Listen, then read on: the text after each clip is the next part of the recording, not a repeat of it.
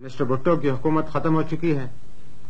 सारे मुल्क में मार्शल लॉ नाफिज कर दिया गया है। कौमी और सूबाई असम्बलियां तोड़ दी गई हैं। सूबाई गवर्नर और वजीर हटा दिए गए हैं। तो मिस्टर भुट्टो की हुकूमत ख़त्म हो चुकी है, पूरे मुल्क में मार्शल लॉ नाफिज कर दिया गया है।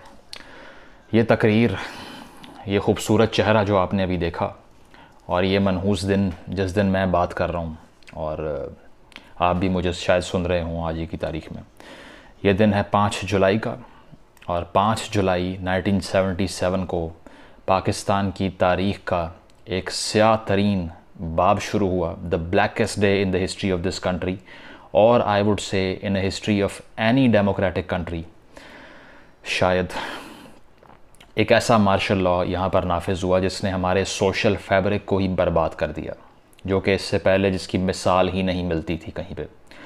ये मार्शल लॉ था जनरल ज़ियाउल हक साहब का, जिसकी आज हम बात करेंगे।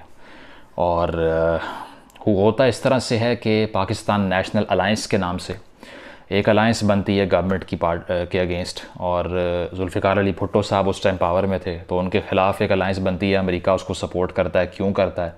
क्योंकि भुट्टो साहब की सोशलिस्ट इंक्लिनेशंस थी। मैं भुट्टो साहब का कोई फ़ैन नहीं हूँ, ना उनकी पॉलिसीज़ को डिस्कस करने के लिए आया हूँ। बहुत सी गलतियाँ उन्होंने की। तो होता इस तरह से कि PNA की जो तहरीक है, उससे जो तसादुम है हुकूमत का, उसको जवाज़ बना के ज़ियाउल हक साहब मार्शल लॉ नाफिज करके हुकूमत पे काबिज़ होकर पूरे भुट्टो ख़ानदान को हाउस अरेस्ट कर देते हैं। और उसके बाद में इस तकरीर में कहते हैं कि मेरा कोई सियासी जो है ना वो मकसद नहीं है, और मैं 90 दिन के अंदर इलेक्शन करवा के अपना रास्ता नापूंगा, अलग हो जाऊंगा। और उसके बाद हम देखते हैं कि ये 90 दिन अगले 11 साल तक पूरे नहीं होते। ठीक है। और उसके बाद में ज़िया साहब जब उनसे पूछते हैं कि यार इलेक्शन क्यों नहीं आप करवा रहे, तो वो कहते हैं कि कुरान में नहीं लिखा हुआ कहीं पे कि इलेक्शन इस तारीख को करवाना है। वो मेरी मर्ज़ी, जब हालात बेहतर होंगे मैं करवा लूँगा। Why this man is the harshest and the most horrendous villain in the history of this God forsaken country। तो होता इस तरह से ये कि इनके आने के फ़ौरन बाद सबसे पहली जो कदगन लगती है, जो छड़ी जिसका ये इस्तेमाल करते हैं, वो करते हैं डिसेंट के ख़िलाफ़। यानी कि इनकी हुकूमत, इनके मार्शल लॉ और इनकी आमरीत के ख़िलाफ़ बोलने वालों के मुंह बंद कर दिए जाएं। सबसे पहला अटैक मीडिया पे होता है, हर ऑटोक्रेट का और हर जो है वो एक आमिर का। तो ये आके खुलेआम जर्नलिस्ट जो हैं या सहाफ़ी हैं, उनको कोड़े मारने की रवायत डालते हैं, और मैदानों के अंदर जो है ना वो लोगों को बुलाकर कोड़े पड़वाने की रवायत डलती है पाकिस्तान के अंदर। इसके अलावा होता इस तरह से है कि अफ़गान जंग शुरू हो जाती है, और अफ़गान जंग के अंदर ये पार्ट लेने के लिए पहले जब इनको ऑफ़र होते हैं तकरीबन $400 मिलियन, तो ये कहते हैं कि यार ये तो मैं जो है वो रोनाल्ड रेगन को उन्होंने फेमसली ये जवाब दिया था कि मैं मूंगफलियाँ नहीं खाता, ये पीनट्स अपने पास ही रखो। जिसके बाद उस प्राइज़ को बढ़ा के $3 बिलियन पे ले जाया गया। चार्ली विल्सन जो कि सेनेटर थे, उन्होंने ये ऑफ़र दी और ज़िया साहब उस पर बड़ी खुशी से रज़ामंद हो गए। तो अमेरिकी डॉलर डाले जेब में और आप सबको बताया कि ये अल्लाह के लिए लड़ेंगे हम, ये जहाद खुदा के लिए है। ठीक है। मोहम्मद बिन सलमान साहब, क्योंकि उस टाइम जो अलायंस बनी थी वो अमेरिका, पाकिस्तान और सऊदी अरब एक साइड पे था और दूसरी साइड पे रशियंस थे। तो MBS भी ये कहता है कि 1979-78 से पहले सऊदी अरब ऐसा नहीं था। वो तो सिर्फ वेस्ट की जंग को आगे पहुंचाने के लिए हमने शिद्दत पसंदी फैलाई है, मदारिस को पैसे बांट के हथियार बेचे हैं। तो ये वो लोग भी एडमिट कर चुके हैं इससे पहले कि आप मेरे पे ये इल्ज़ाम लगाएं कि तुम ये बात अपने आप से करी जा रहे हो, और इसके अंदर जो है ना वो एक जहर छुपा हुआ है, एक नफ़रत छुपी हुई है। तो इस सो कॉल्ड इस्लामिक रजीम और इस सो कॉल्ड मुस्लिम लीडर ने अंग्रेज़ों से पैसे लेके जेबों में डाले, ठीक है, अपने टॉप ब्रास के, और उसके बाद से पूरी दुनिया में जिस तरह से पाकिस्तान का इमेज डिस्टॉर्ट हुआ है, आज पाकिस्तान का जो इंटरनेशनल इमेज है उसका बड़ा क्रेडिट जाता है ज़ियाउल हक को इसी वजह से। ठीक है। और उसके बाद से तकरीबन 4 मिलियन रेफ्यूजीज़ उस जंग में पड़ने के बाद हमारे यहाँ पर आते हैं, अफ़गान रेफ्यूजीज़, जो कि अपने साथ बहुत ऐसे इल्ज़ लेकर आते हैं जो आज तक पाकिस्तान ख़त्म नहीं कर सका। जिसमें से एक है क्लैशनिकोव का कल्चर, क्योंकि रशियन वेपन जो था वो स्मगल होना शुरू हुआ, पाकिस्तान में आया और गली गली में बिकना शुरू हुआ। और लोग तो आज तक मजाक उड़ाते हैं कि 5,000 रुपये की क्लैशनिकोव मिल जाया करती थी पाकिस्तान में किसी भी बाज़ार से, अगर आप नॉर्दर्न एरियाज़ में फिर रहे हैं तो। उसके अलावा पाकिस्तान पूरी दुनिया में हेरोइन का सबसे बड़ा ट्रेडर उस टाइम पर बना। तकरीबन सबसे ज़्यादा हेरोइन पूरी दुनिया में पाकिस्तान ने सप्लाई की इस ज़ियाउल हक के अंडर, जिसको आप सब ये कहते हैं कि उसने इस्लाम की खिदमत की थी। ठीक है, और आपको अगर लगता है कि मैं पाकिस्तान की अफ़गान जंग वाली पॉलिसी पे गलत क्रिटिसिज्म कर रहा हूँ, तो पाकिस्तान की मौजूदा हुकूमत, इमरान खान नियाज़ी साहब और इवन के chief of army staff general Bajwa भी एग्री करते हैं। उन्होंने भी कहा है, रिसेंटली बार बार दोहराया है कि अफ़गान जंग का पार्ट बन के हमने गलती की थी। We should have been neutral, we should have been neutral, just like India was neutral at that time. बेशक रशियन कॉपरेशन थी, लेकिन सीटो सेंटो इंडिया ने साइन नहीं किया था, जो कि एंटी सोवियत अलाइंसेस थी। ठीक है, उन्होंने नॉन अलाइन मूवमेंट साइन की थी, यानी कि वो दोनों में से किसी पार्टीज़ के साथ नहीं थे, ये डिक्लेयर कर चुके थे, और जिसका फ़ायदा उनको लॉन्ग टर्म बेनिफिट हुआ, और हमने फॉरेन पॉलिसी सुसाइड कर लिया अपना। ठीक है, खैर उसके बाद पाकिस्तान में रिग्रेसिव तरीन लॉज, जिसको हुदूद ऑर्डिनेंस ऑफ 1979 कहा जाता है, जिना ऑर्डिनेंस, उस ऑर्डिनेंस के मुतारिफ़ होने के बाद रेप में और अडल्ट्री में फ़र्क ही ख़त्म हो गया। इसीलिए आज तक बहुत से पाकिस्तानीज़ आपको मिलेंगे जो कि ये कहते हैं कि जिनको नहीं पता ये फ़र्क क्या है, जिनको नहीं पता कि जना बिल जबर और जना बिल रज़ा में फ़र्क क्या होता है, उनको ये डिस्टिंक्शन का पता ही नहीं है। वो दोनों को एक ही लेवल पे ट्रीट करते हैं। उन्होंने इसको इक्वेट कर दिया इस लॉ की वजह से, और इस लॉ ने यूनिवर्सल ह्यूमन राइट्स जो फोरम्स थे और ऑर्गेनाइजेशंस थी, उनको ऐसा इमेज गया पाकिस्तान का कि उन्होंने स्ट्रिक्टली कंडेम किया इस मुल्क को। NCSW एक ऑर्गेनाइजेशन है ख़वातीन की तहफ़्फ़ुज़ के लिए, जो उस टाइम काम कर रही थी। उन्होंने कहा कि 80% ख़वातीन इसीलिए अरेस्ट होकर जेल में पड़ी हुई हैं क्योंकि जब वो रिपोर्ट करने आती हैं कि हमारे साथ रेप किया है किसी ने, तो वो आगे से कहते हैं 4 गवाह हैं आपके पास, अगर ना हो तो उस पर अडल्ट्री का मुकदमा करके उनको जेल में डाल देते हैं। और उस टाइम यही हुआ कि जिसने गवाह पेश नहीं किए, उस रेप विक्टिम पे इन्होंने अडल्ट्री के पर्चे करके उनको जेलों में डाला। ये ज़ियाउल हक साहब की करामात है। ठीक है, इसके अलावा अगर आगे बढ़ें तो ये है कि करिकुलम में चेंजेस, और जो पाकिस्तान का निसाब था बुनियादी, जो बच्चों को पढ़ाया जा रहा था, उसको डिस्टॉर्ट करना, जिससे माइंड शेप हुआ है। और माइंड किस तरह से शेप हुआ है कि कैटेगोरिकली ज़ियाउल हक साहब ने इंस्ट्रक्शंस दी कि तमाम एथनिक आइडेंटिटीज़ सेकेंडरी हैं, जितनी भी एथनिसिटीज़ हैं उनकी कोई इम्पोर्टेंस नहीं है, एक यूनिफॉर्म इस्लामिक आइडेंटिटी बनाओ बस, मुझे इसके अलावा कुछ नहीं चाहिए। हमारे निसाब में, किताबों में जो बच्चे पढ़ेंगे वो सिर्फ ये पढ़ेंगे, ना तुम पश्तून हो, ना तुम बलोच हो, ना तुम पंजाबी हो, तुम कुछ भी नहीं हो उसके अलावा। हालांकि अगर आप सऊदी अरब भी जाएं तो वहाँ पर क्या प्री इस्लामिक अरब ट्रेडिशंस आज तक प्रैक्टिस नहीं होती? क्या अरब कल्चर एग्जिस्ट ही नहीं करता? या फिर अगर आप ईरान जाते हैं तो सऊदीया और ईरान के कल्चर में इतना फ़र्क क्यों है? क्यों ईरान ने अपनी ज़ोरोएस्ट्रियन रूट्स में से जो कल्चर उन्होंने इनहेरिट किया था उसको मुकम्मल तौर पर नहीं छोड़ा आज तक? टर्क्स ने अपना कल्चर क्यों नहीं छोड़ा शुरू से, और क्यों नहीं कहा कि सिर्फ एक आइडेंटिटी तश्कील दो डंडे के ज़ोर के ऊपर, वो भी? लेकिन हमने छोड़ा, और इन्होंने कहा कि निसाब सारे उल्टा दो, बदल दो उसको बिल्कुल। और ये वो दौर था जिसमें मोहम्मद बिन कासिम का नाम हमने सुनना शुरू किया निसाब के अंदर, इससे पहले नहीं था, कहीं भी नहीं था। और इंटरेस्टिंगली 1961 वो टाइम है जब हमने पहली मरतबा ये लफ्ज़ सुना, आइडियोलॉजी ऑफ पाकिस्तान। 1961 जना साहब के किसी ऑफिशियल डॉक्यूमेंट या किसी कॉन्फ्रेंस में ये लफ्ज़ यूज़ नहीं हुआ, रिटन की बात कर रहा हूँ। लोगों ने एट्रीब्यूट किया हुआ है, सब गलत है।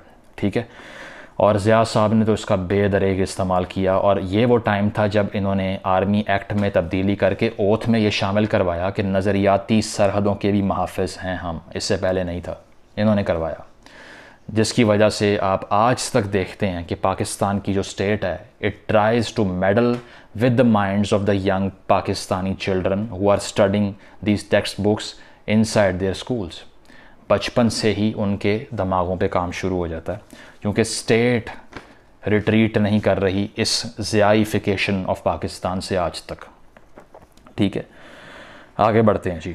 इन्होंने जो सबसे बड़ा इल जो आज तक आपको गली गली मोहल्ले मोहल्ले में नज़र आएगा, सोशल मीडिया पे नज़र आएगा, वो है फ़िरका वारियत का तोहफ़ा जो आप सबको दिया।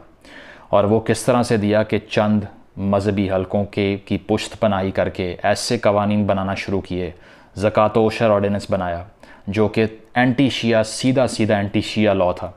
ठीक है, मैं अगर आप मुझे समझते हैं कि मैं शिया हूँ तो मैं नहीं हूँ, पहली बात ये, और मैं माइनॉरिटीज़ का डिफेंडर हूँ। ठीक है, तो ये जो लॉ था, ये आप मेरी ओपिनियन ना लें, किसी और की ओपिनियन ले लें, तब भी आपको जवाब यही मिलेगा कि इसमें क्या लिखा हुआ था। ठीक है, तो इस तरह से इन्होंने जो ऑर्थोडॉक्स वहाबिज़म था उसको इतना ज़्यादा मिलिटेंट इस्लाम में कन्वर्ट करके यहाँ पेश किया कि आज सऊदीज़ भी उससे पीछे हट गए हैं, लेकिन आप लोग नहीं हट रहे। क्यों?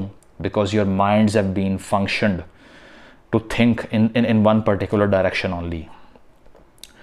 तो उससे ये होता है कि सिपा सहाबा ये बनाते हैं, और इसके अलावा और भी बड़ी जो एक्सट्रीमिस्ट ऑर्गेनाइजेशंस थी उनको हथियार बांटते हैं।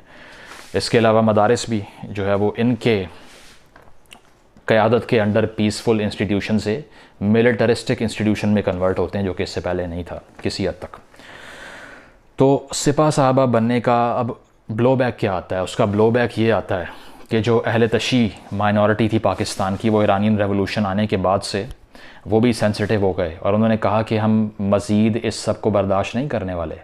इनकी डेथ के बाद बनी बेशक सिपाही मोहम्मद, लेकिन वो एक सीधा सीधा रिएक्शन था ज़िया साहब की कारस्तानियों का, जिसके बाद फ़िरका वारियत की ऐसी जंग लगी। ठीक है, ये उनके उलमा को मार रहे हैं, वो इनके उलमा को मार रहे हैं, एक दूसरे की कत्लो गारत चल रही है, और मुआशरा सारा फ़िरका परस्ती की बुनियाद पर राग़िब कर दिया इस इंसान ने, जिसको आप मर्द मोमिन और मर्द हक़ और इस्लाम का मुजाहिद कहते हैं। इसके अलावा आगे बढ़ते हैं जी। Imprisonment of students, journalist and politicians, यानी कि स्टूडेंट यूनियंस को तोड़ना और उसको बैन करना पहला काम था ज़िया-उल-हक़ साहब का, क्योंकि मालूम था कि रेजिस्टेंस जो है वो नौजवान क्रिटिकल थिंकर्स से आती है, जो कि यूनियनाइज होकर हमारे ख़िलाफ़ आवाज़ बुलंद करेंगे, तो सबसे पहले इसको बैन करो। उसके अलावा लेबर यूनियंस को तबाह किया। ठीक है, उन पे गोलियां बरसाईं, नवाब शाह में हेलीकॉप्टर से फायर मारे, हेलीकॉप्टर से मिज़ाइल और बम फेंके गए इन बच्चों के ऊपर, इन मज़दूरों के ऊपर जो कि प्रोटेस्ट कर रहे थे, और साथ साथ 25 कोड़ों की सज़ा, किसी भी प्रोटेस्ट में शामिल होने पर 25 कोड़े मारे जाएंगे। ये इस्लामी हुकूमत के कवानीन नहीं है। इस्लामी हुकूमत अगर खुलफाए राशिदीन की आप पढ़ लें तो उसमें खलीफा से आके एक सड़क छाप आदमी भी अगर पूछता है ना कि ये कपड़ा कहाँ से आया, तो खलीफा जवाब दे रहा था उसका। लेकिन ये जिसकी हम बात कर रहे हैं ज़िया-उल-हक़ साहब, इन्होंने जिसने खलीफा के ख़िलाफ़ यानी कि लीडर के ख़िलाफ़ बात की, उसको 25-25 कोड़े मरवाया और कहा कि आइंदा बोल कर दिखाना। और उस दौर के अगर आप अखबार उठा लें तो अखबारों के मेन पेज अक्सर ऐसा हुआ करता था कि काले होकर आया करते थे सारे, they used to be blacked out. उसकी वजह कि इन लोगों ने सेंसरशिप कमेटियाँ बनाई हुई थी, और वो पहले ख़बरें पढ़ के चेक करते थे कौन सी खबर आवाम तक पहुँचानी है, कौन सी नहीं पहुँचानी। तो इस तरह से इन्होंने शहरक को पूरे सोसाइटी की अपने मुट्ठी के अंदर बंद किया हुआ था, और गला दबाया हुआ था, दम घोट कर रखा हुआ था पूरे मुआशरे का और शख्सी आज़ादी का, जिसका नाम है ज़िया-उल-हक़। इसके बाद आगे बढ़ते हैं जी।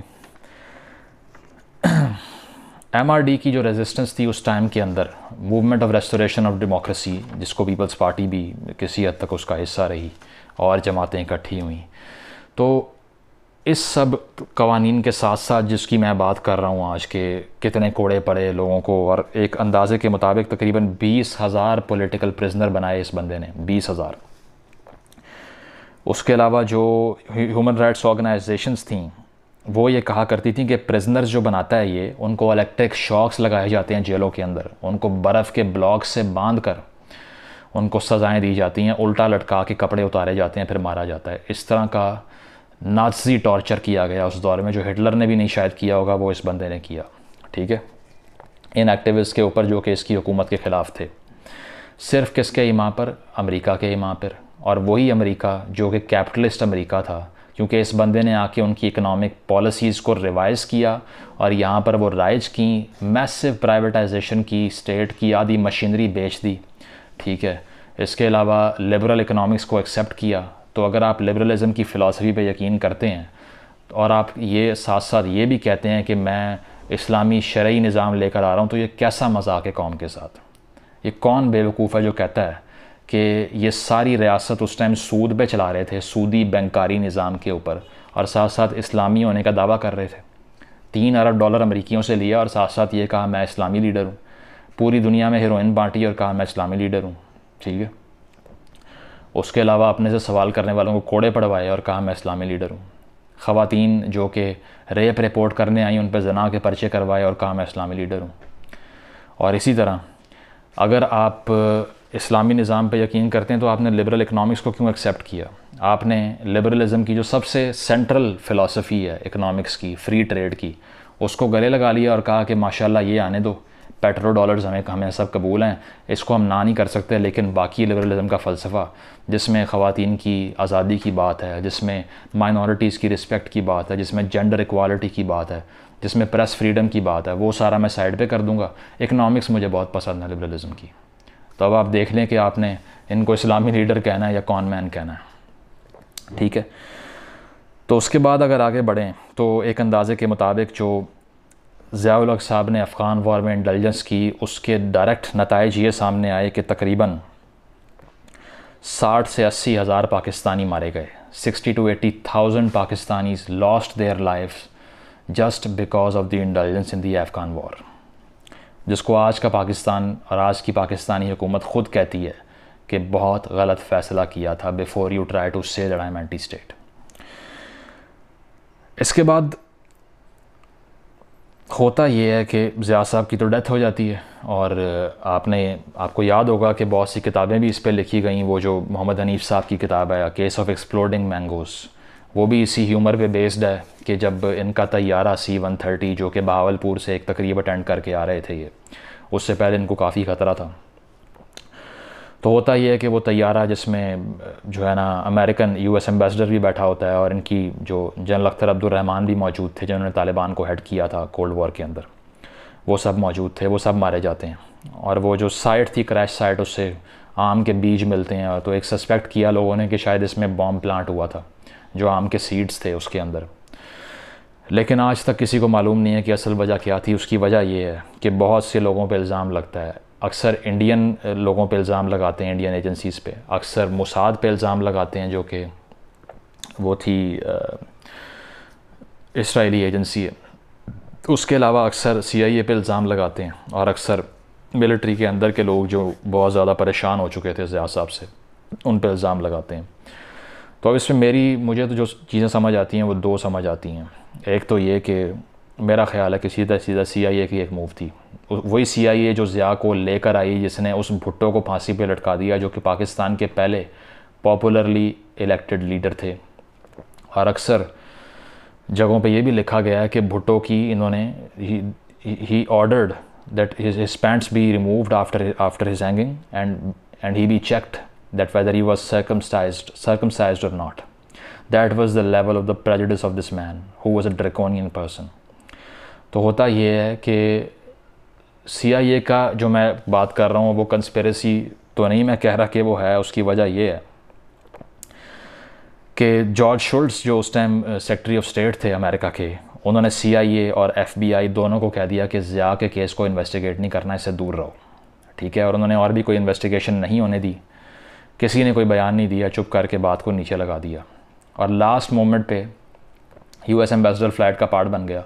लेकिन ऑन द कॉन्ट्री जो अगले आर्मी चीफ बने इनके आने के बाद, जनरल मिर्ज़ा असलम बेग जिनका नाम था, वो इनके जहाज़ में नहीं थे। और लास्ट मोमेंट पे उन्होंने कहा कि मैं अपने जहाज़ पर आऊँगा। तो क्यों कहा उन्होंने?